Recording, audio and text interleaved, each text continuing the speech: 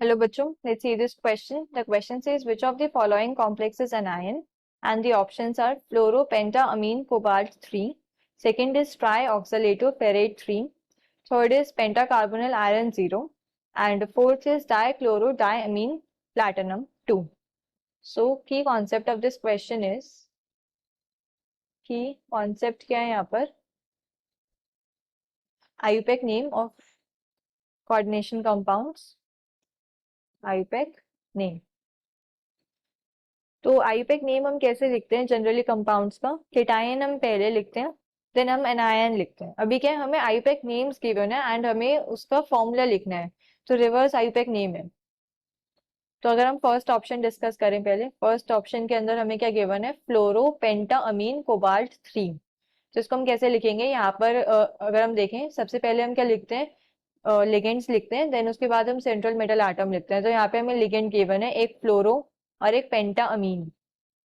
पेंटामीन means अमीन ligand given है and वो 5 है. अमीन लिगेंड क्या होता है? NH3 लिगेंड होता है.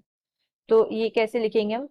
पहले हमारे पास क्या सेंट्रल मेटल एटम है cobalt, then 5 amine ligand present है NH3 whole 5 and then fluoro ligand present है. अब इसके ऊपर हम चार्ज कैसे पता लगाएं कि क्या चार्ज होगा पूरी एंटिटी के ऊपर?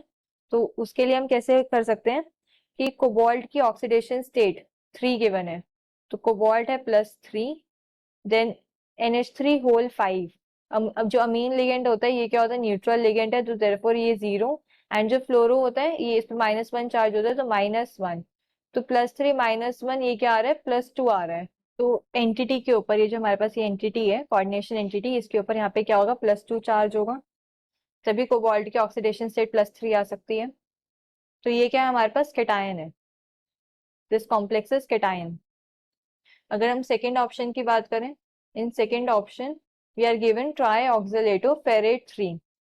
ऑक्सलेटो क्या होता है? C2O4 2 नेगेटिव आयन होता है हमारे पास, और यहाँ पे जो सेंट्रल एटम गिवन है वो है आयरन, तो Fe, देन उसके बाद है trioxalato, so C2O4 whole 3, C2O4 whole thrice. तो अगर हम इसका चार्ज कैलकुलेट करें, अब आयरन की ऑक्सीडेशन स्टेट 3 गिवन है, तो +3 एंड C2O4 पे क्या होता है? -2 चार्ज होता है, तो +-2 एंड 3 ऑक्सीलेट आयन गिवन है, तो इंटू 3. तो ये क्या हो जाएगा मेरे पास? +3 -2 इंटू 3 इज -6. तो क्या आ रहा है? -3 आ रहा है. सो ओवरऑल जो एंटिटी होगी इस पे क्या होगा? -3 चार्ज प्रेजेंट होना चाहिए. तो ये क्या? एक एनायन है. This complex is anion. हमें क्वेश्चन के अंदर ये बताना था कौन सा एनायन है, तो सेकंड तो एनायन है.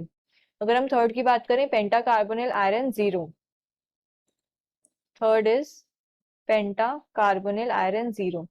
तो यहाँ पे क्या है? Metal atom, central metal atom is iron Fe, and pentacarbonyl, carbonyl is CO ligand, और ये हमारे पास 5 प्रेजेंट है. एंड ऑक्सीडेशन स्टेट जो आयरन की है वो 0 है, एंड ये जो CO है ये भी क्या? न्यूट्रल लिगेंड होता है, तो ये एज इट इज रहेगा न्यूट्रल लिगेंड है. ये न्यूट्रल है, मतलब इस पे कोई चार्ज प्रेजेंट नहीं होगा. एंड अगर फोर्थ ऑप्शन देखें, fourth option is dichlorodiammine platinum 2. तो central metal atom is platinum, then dichlorodiammine, diammine is NH3 ligand, 2 NH3 ligand present है, NH3 whole twice, and 2 chloro ligands present है, तो Cl2. ये है हमारे पास. अब इसके अंदर अगर हम देखें, प्लैटिनम की ऑक्सीडेशन स्टेट गिवन है +2. अमीन क्या होता है? हमारे पास न्यूट्रल लिगेंड होता है, एंड जो क्लोरीन है मतलब क्लोरो लिगेंड है, इस पे -1 चार्ज होता है, तो ये -2. तो ये क्या हो गया? 0 हो गया. तो देयरफॉर जो एंटिटी है इस पे कोई चार्ज नहीं आएगा, ये न्यूट्रल है.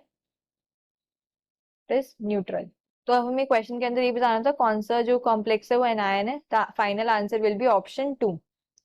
Hope you understood this well. Best of luck.